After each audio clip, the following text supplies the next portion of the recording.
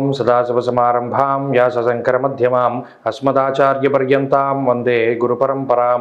జ్యోతిషాస్త్రాన్ని భావితరాల వారికి ప్రసాదించిన ఋషుల యొక్క పాదపద్మాలకి నమస్కారం చేసుకుంటూ, అలాగే నాకు ఈ జ్యోతిష విద్యను నేర్పిన గురువర్యులు జ్యోతిష బ్రహ్మ కీర్తిశేషులు శ్రీ ఈరంకి సూర్యనారాయణమూర్తి గారు, సూర్యశ్రీ దైవజ్ఞ గారి యొక్క పాదపద్మాలకి నమస్కారం చేసుకుంటూ, ఓం శ్రీ మహాగణాధిపతి నమః, శ్రీ గురుభ్యో నమః, హరి ఓం. వీక్షకులందరికీ నమస్కారం. జనవరి నెల 28వ తారీఖు లగాయితూ ఫిబ్రవరి 3వ తారీఖు వరకు ఉండేటువంటి గ్రహగతుల ఆధారంగా ద్వాదశ రాశుల వారికి ఈ వారం ఏ విధమైనటువంటి శుభాశుభ ఫలితాలు కలగబోతూ ఉన్నాయో ఈ కార్యక్రమం ద్వారా తెలుసుకుందాం. అందులో భాగంగా ఈ వారం ఉండేటువంటి గ్రహగతులను గమనిద్దాం. ఈ వారంలో గురుగ్రహం మేషరాశి యందు సంచారం చేస్తూ ఉండగా, కేతువు కన్యా రాశి యందు, అలాగే ధనురాశి యందు కుజగ్రహము, శుక్రగ్రహము, బుధగ్రహము సంచరిస్తూ ఉండగా, మకర రాశి యందు రవిగ్రహము, కుంభమందు శనేశ్వరుడు, మీనమందు రాహుగ్రహం సంచారం చేస్తూ ఉన్నారు. అలాగే చంద్రుడు సింహము, కన్య, తులారాశుల యందు ఈ వారంలో సంచరించబోతూ ఉన్నారు. ఇటువంటి పరిస్థితుల్లో ద్వాదశ రాశుల వారికి ఏ విధమైనటువంటి శుభాశుభ ఫలితాలు కలగబోతున్నా తెలుసుకుందాం. సింహరాశి వారికి ఈ వారం చాలా సానుకూలమైనటువంటి గ్రహగతులు గోచరిస్తున్నాయి. ముఖ్యంగా ఎక్కువ సంఖ్యలో గ్రహాలు యోగిస్తూ ఉండడం, అంతేకాక ఉండవలసినటువంటి గ్రహాలు ఉండవలసినటువంటి స్థానంలో ఉండడం అనేటువంటిది కూడా ఒక మంచి విషయంగా చెప్పచ్చు. అనగా రాశ్యాత్తు పంచమ స్థానంలో శుక్రుడు కానీ బుధుడు కానీ చక్కగా యోగించేటువంటి స్థానాల్లో ఉన్నారు. షష్ఠ స్థానమందు రవిగ్రహం చక్కగా పరిపూర్ణమైనటువంటి శుభ ఫలితాలని ఇస్తూ ఉన్నారు. ఇక అష్టమ రాహువు కొంత ఇబ్బంది పెట్టినప్పటికీ, భాగ్యస్థానమందు గురుడు కానీ, రాశిలోనే సంచారం చేసేటువంటి చంద్రుడితోటి వారం ప్రారంభమవడం లాంటి విషయాలన్నీ కూడా ఈ రాశి వారికి సానుకూలంగా ఉన్నాయి. దీనివల్ల ఏమవుతుంది?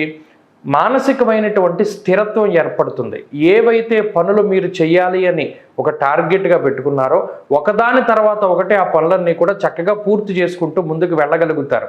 అలాగే నూతనమైనటువంటి వస్తువుల్ని, వస్త్రాలని, అలాగే ప్రత్యేకమైనటువంటి ఎలక్ట్రానిక్ వస్తువులో ఏదో మీరు ఇష్టపడ్డటువంటి వస్తువు, అది ఎక్కువ ధర అయినా తక్కువ ధర అయినా, ఇంతవరకు కొనుగోలు చేయనటువంటి వాటిని చక్కగా కొనుగోలు చేయడము, మానసిక ఆనందాన్ని పొందడం లాంటి అంశాలు కూడా ఈ వారంలో కనబడుతూ ఉన్నాయి. అలాగే మీ భుజస్కంధాల మీద వేసుకున్నటువంటి బరువు బాధ్యతలు ఏవైతే ఉన్నాయో వాటిని చక్కగా మీరు నిర్వర్తించగలుగుతారు. ఎటువంటి పరిస్థితులు వచ్చినా సరే మీ మీద ఇతరులు నమ్మకాన్ని కోల్పోకుండా మీ యొక్క ప్రవర్తన ఉంటుంది. దీనివల్ల 10 మందిలోనూ కొంత మంచి పేరు తెచ్చుకోగలుగుతారు. అటు ఆరోగ్యపరమైనటువంటి సమస్యలు, అష్టమ రాహు వల్ల, సప్తమ శనేశ్వరుడు వల్ల కొన్ని రకాలైనటువంటి అనారోగ్య సమస్యలు ఉన్నప్పటికీ వాటిని దాటి ముందుకు వెళ్ళగలుగుతారు.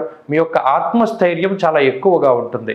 అందులోనూ మీ మీద మీకు ఉండేటువంటి ఆత్మవిశ్వాసం కూడా ఈ రవిగ్రహం యొక్క అనుకూలత వల్ల చాలా అధికంగా ఉంటుంది. దీనివల్ల మీ రంగాల్లో చక్కగా మీరు రాణించడానికి, సాహసోపేతమైనటువంటి నిర్ణయాలు తీసుకోవడానికి, ఖచ్చితత్వాన్ని మీరు ప్రకటన చేయడానికి, అనగా ఫలానా వ్యక్తి మీద మనం ఒక కార్యక్రమాన్ని ఉంచితే ఆ వ్యక్తి ఖచ్చితంగా దాన్ని సమర్థవంతంగా ముందుకు తీసుకెళ్ళగలుగుతాడు అనేటువంటి ఒక ఆలోచన ఇతరులకి వచ్చేటువంటి విధంగా మీ యొక్క ప్రవర్తన, క్రమశిక్షణ ఇవన్నీ కూడా ఉంటాయి. దీనితో పాటు పుస్తక పఠనము, ఆధ్యాత్మికమైనటువంటి జ్ఞానాన్ని సంపాదించుకోవడము, ఆధ్యాత్మిక గురువుల యొక్క సందర్శనము, ఇటువంటివన్నీ కూడా ఈ రాశి వారిలో ప్రధానంగా కనబడుతూ ఉన్నాయి.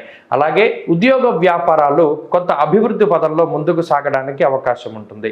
కుటుంబ పరిస్థితులు కానీ, ఆర్థిక ఇబ్బందులు కానీ ఇవన్నీ కూడా చక్కగా మీకు అటు ఆర్థిక ఇబ్బందులు లేకుండా కుటుంబ పరిస్థితులు సానుకూలంగా ఉండేటువంటి విధంగా, కుటుంబ సభ్యుల యొక్క సహాయ సహకారాలు మీకు లభించేటువంటి విధంగా ఇటు ఈ గ్రహస్థితి మీకు అనుకూలంగా ఉన్నది.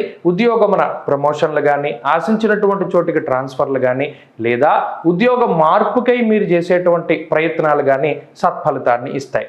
ఇక వ్యాపార లాభానికి, సుస్థిరమైనటువంటి వ్యాపార ప్రగతికి ఈ గ్రహస్థితి అనుకూలంగా ఉన్నది. విద్యార్థులకి పూర్తి స్థాయిలో ఈ గ్రహస్థితి యోగిస్తూ ఉన్నది.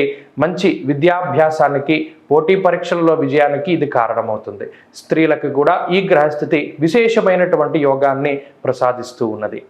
సింహరాశి వారు ఈ వారం మరింత అనుకూలమైనటువంటి ఫలితాలను సాధించడానికై సుబ్రహ్మణ్యేశ్వర స్వామి వారి యొక్క ఆరాధన చేయడం చెప్పదగినటువంటి సూచన. మరీ ముఖ్యంగా అష్టమ రాహు దోష పరిహారం కోసం మినుములు దానం చేయడం అనేటువంటిది కూడా ఈ వారం చేయాలి.